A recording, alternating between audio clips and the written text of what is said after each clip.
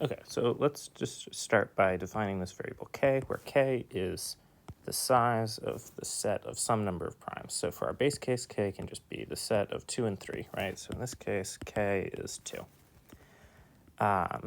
And we're going to try to prove that for any k, k is, you can define a k, there exists some k, some set, which has more primes than the current set. So in this case, is there a set that has more primes than this? Yeah, there is, right? We can have the set, base case, we can have the set of 2, 3, 5, which has more primes in it, so this works. And then our inductive case, we're going to take our set from the previous case, which contains the primes p1 through pn, which is any primes. And we're going to find some variable q, which is p1 through times p2 through pn plus 1.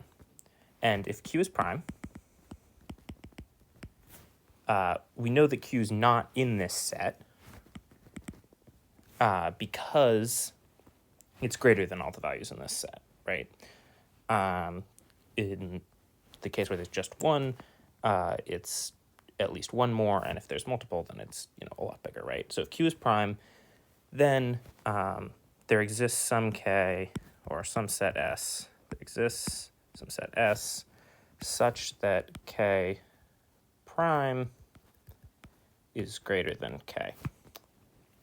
So our case in this subcase, our inductive case holds. If q is composite, though, then it has prime factors. And we can prove that none of our values in S are prime factors of Q, because we can do an infinite proof by cases here, right? If P1 is we can prove that P1 isn't a prime factor. We have, because if we take Q, which is P1 times P2 through Pn plus 1, divide that by P1, then these will cancel out, and we'll get P2 through times P3 through Pn plus 1 over P1. And then this isn't an integer, so P1 is not a prime factor of Q. And this is true for any P in our setup here. So there's some prime factor of Q, which is not in our set. So just like before, there exists some set S such that k prime is greater than k, and k prime equals the size of S, right? So our inductive case holds.